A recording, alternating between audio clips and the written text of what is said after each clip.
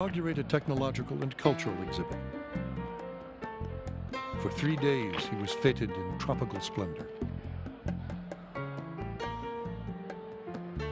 For the Soviets, it was a foray into a world filled with opportunity. For Americans, it was the beginning of a Cold War nightmare. Our fear was twofold.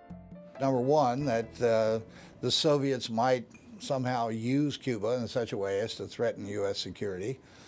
Number two, that Castro's revolution would strengthen the Soviet hand in Latin America. Cuba, 90 miles away from Florida, is an aircraft carrier for the Soviets. It is something that they'd never had before. It is a place from which they can project power.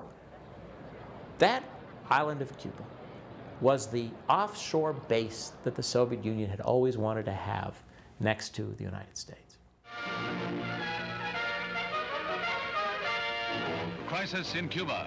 Anti-Castro leaflets are scattered over the city by a plane based in the United States and reportedly flown by Castro's former Air Force chief. The United States gets much of the blame for the rising... For some time now, relations between the United States and Cuba had deteriorated as Castro fanned the flames of Cuban nationalism, playing up a history of American domination. The American government would send in its ambassador, Philip Bonsall, to say, look, we understand American enterprises are overrepresented here. The drug companies, the oil companies, the cement companies, Bell Telephone. Let's talk about this. Instead of talking, Fidel Castro would go out and make a 4 or 5 hour speech condemning American imperialism and bringing 1 million people into the square and sending them off really rabid with anti-American fervor.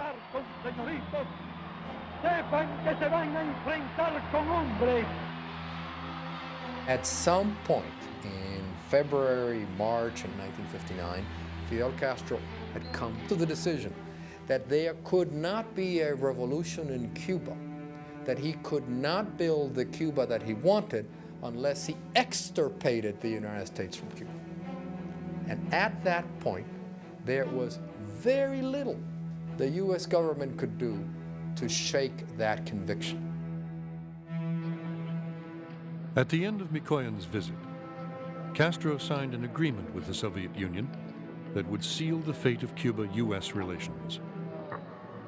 The Soviets would provide oil in exchange for Cuban sugar. This was a time when most Latin American countries had no relationship whatsoever with the Soviet Union, and to forge such a relationship was seen by Washington as deserting the United States in the Cold War. Our interpretation was that Castro had made his decision. He was going to side with the Soviet Union, and therefore we lost interest in negotiations. And in March of 1960, President Eisenhower signed the finding which authorized the CIA to begin actions to get rid of the Castro regime. In June, the first major shipment of Soviet crude oil arrived.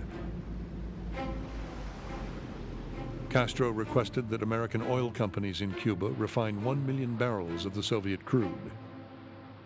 They refused. On June 29th, the Cuban government nationalized the oil companies. 4 days later, the U.S. government threatened to cut back on Cuban sugar imports.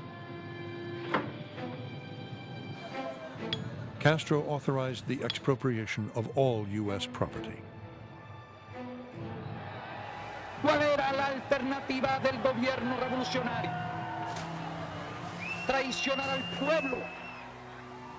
Y no lo serías con toda seguridad si en vez de ser nosotros leales a nuestro pueblo, hubiésemos sido leales a los grandes monopolios norteamericanos que explotaban la economía de nuestro país. That September, Castro lashed out at the U.S. before the United Nations. and flaunted his new friendship with Soviet Premier Nikita Khrushchev. The following month, the Eisenhower administration imposed a trade embargo against Cuba. There is a limit to what the United States in self-respect can endure. That limit has now been reached. On January 3rd, 1961, the United States broke relations with Cuba. And my conviction that in the not-too-distant future, it will be possible for the historic friendship between us once again to find reflection. The departure of Cubans to the United States, which began shortly after the revolution, turned into an exodus.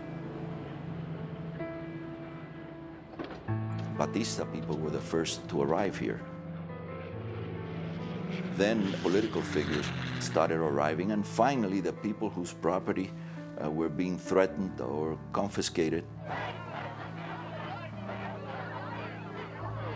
Cuban exiles organized themselves into an anti-Castro movement, in close contact with the opposition within Cuba.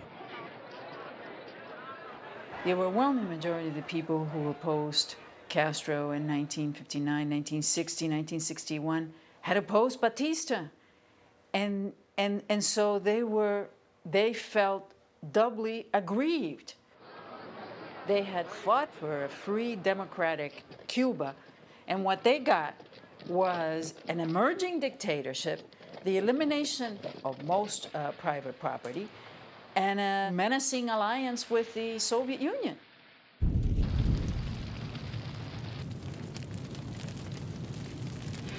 An urban underground as powerful as the resistance against Batista now fought against Castro.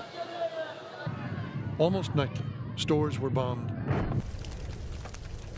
sugarcane fields burned, factories sabotaged.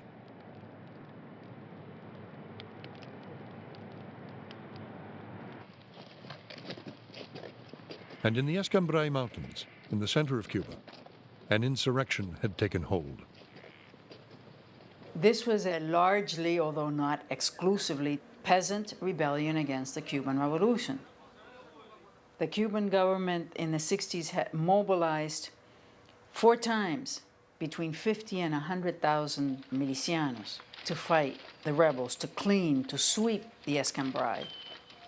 The area became so dangerous for the government that they forcibly transferred thousands of peasant families out of the Escambray and relocated them in different parts of Cuba.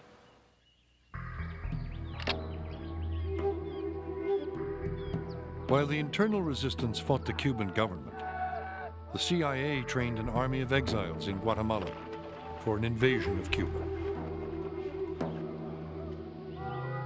When I went and volunteered to be part of what ultimately turned out to be the Bay of Pigs invasion, I really thought that what we were going to do is go and train as guerrilla and go and train as underground individuals who would organize a massive uprising in Cuba.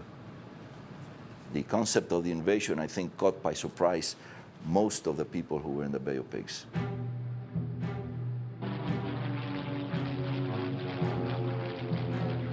President John F. Kennedy launched the U.S.-backed invasion of Cuba on April 15, 1961, when he authorized B-26 planes to bomb Cuba's major airports, destroying most, but not all, of Castro's Air Force.